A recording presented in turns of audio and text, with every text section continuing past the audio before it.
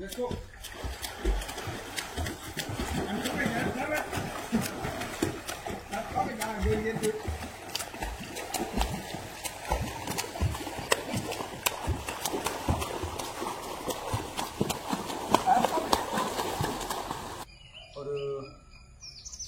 Video இது வந்து எங்களுடைய என்டர்டைன்மெண்ட் வீடியோ.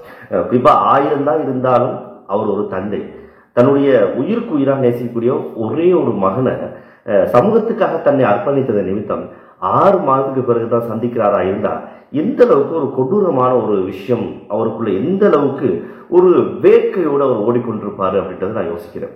இருந்தாலும் நானும் மகனும் சேர்ந்தெடுத்த என்டர்டைன்மெண்ட் வீடியோவாக இருந்தாலும் நான் நினைக்கிறேன் ஒரு பிரயோசனமான வீடியோ என்றால், நான் ஜூன் மாதம் 13ஆம் தேதி போயிருந்த நான் சாவச்சேரிக்கு. அதுக்கு பிறகு இந்த வரைக்கும் மகனோட ஸ்பெண்ட் பண்ணினன்றது சைபர் பூச்சியம். அந்த விதத்தில் பார்க்கும்போது நான் மகனை வந்து இந்த 6 மாதங்களாக பார்க்கவே இல்லை. ஆனால் நான் போவதற்கு முன்னம் மகனுக்குரிய ஸ்விம்மிங் ப்ராக்டிஸ் வந்து லேர்ன் பண்ணுறதுக்கு விட்டுருந்தேன்னா ஒரு சனிக்கிழமையில பின்னேரம் 4:30 to 5:30 வரைக்கும் ஒரு சின்ன டைம் மட்டும்தான் ஒரு ஸ்விம்மிங் ப்ராக்டிஸ் ஒன்றுக்கு விட்டுருந்தேன். அதுக்கு பிறகு இப்போ கிட்டத்தட்ட 6 மாதங்களுக்கு பிறகு ஒரு கிழமையில ஒரு நாள் தான், 4 கிழமையில ஒரு மாதத்தில் 4 தரம் அரை மணிக்கு தான் ஸ்விம்மிங் ப்ராக்டிஸ் கொழும்புல இருக்குது. ரெயின்போ ஸ்விம்மிங் பூல்னு சொல்லி விட்டுருந்தேன்னா நான் அதன் பிறகு நான் இப்போ திருப்பி வந்து அவருடைய அச்சீவ்மெண்ட்டை பார்க்குறேன். ஸோ மிச்ச வீடியோ போகிறேன், அதை நீங்கள் பார்க்கலாம். அனைவருக்கும் காலை வணக்கம்.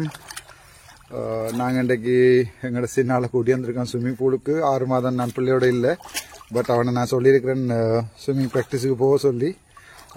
ஸ்விம்மிங் ப்ராக்டிஸ் லேர்ன் பண்ணியிருப்பேன் நினைக்கிறேன். 6 மாதம் நான் இல்லாதபடியே என்ன நடந்தது தெரியலை. Okay, okay, you can go back and start swimming. Go back.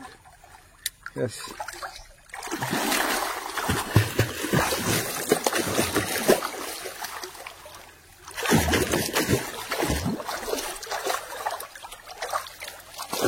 That's perfect.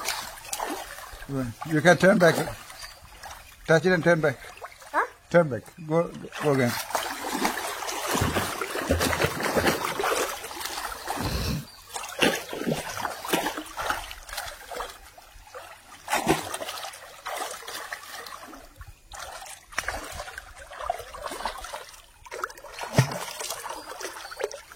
Very good.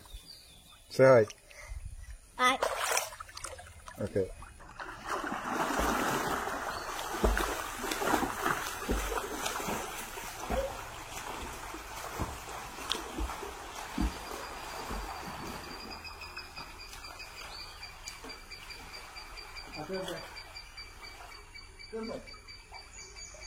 You go out, I'll catch you. Okay.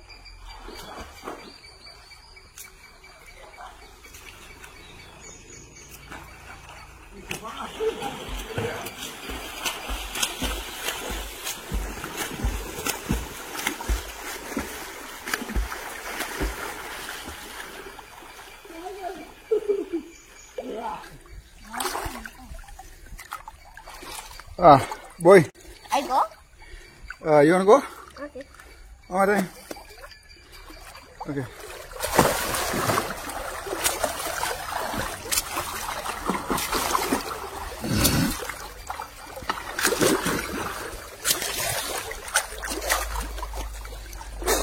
No. Okay, I'm done. Come back.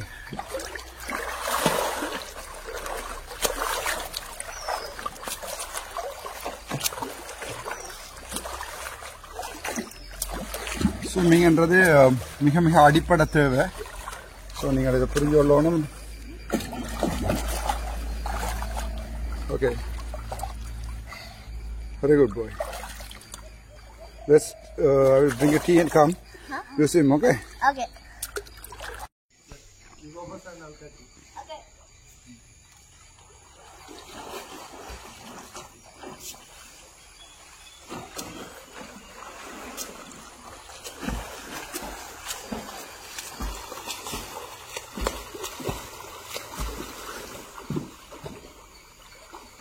Go ahead first. Very good. I am too. இப்போ நீங்கள் பார்த்தீங்கன்னா தெரியும் இங்கே ஒரு டோய் இதுதான் என்னோட entertainment 10 வயசு ஒரு கட்ட விஷயம் சொல்லிக் கொடுக்கல பிறந்த மாதிரி அப்படியே வளர்த்துருக்கேன் துசனம் கூட பேச தெரியாது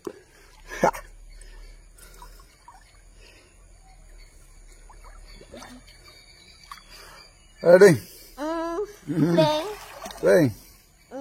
Good, good. You want me to go and swim there? Yeah, please. Ready.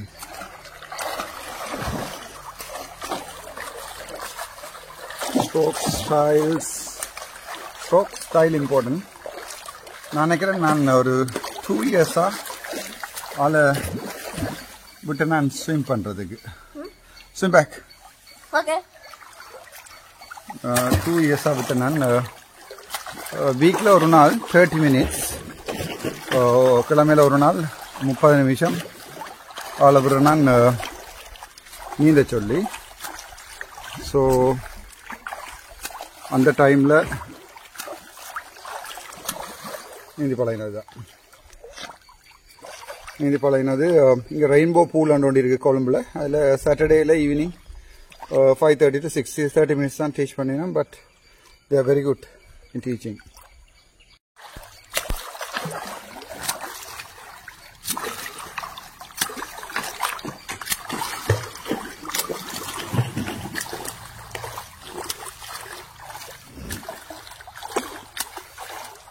அனைவருக்கும் வணக்கம். அனைவருக்கும் பிந்திய புத்தாண்டு நல் வாழ்த்துக்கள். 2-3 நாட்களாக நான் வந்து எந்த விதமான வீடியோ நான் பேசி போடல, சரியான வேலை நிமித்தம்.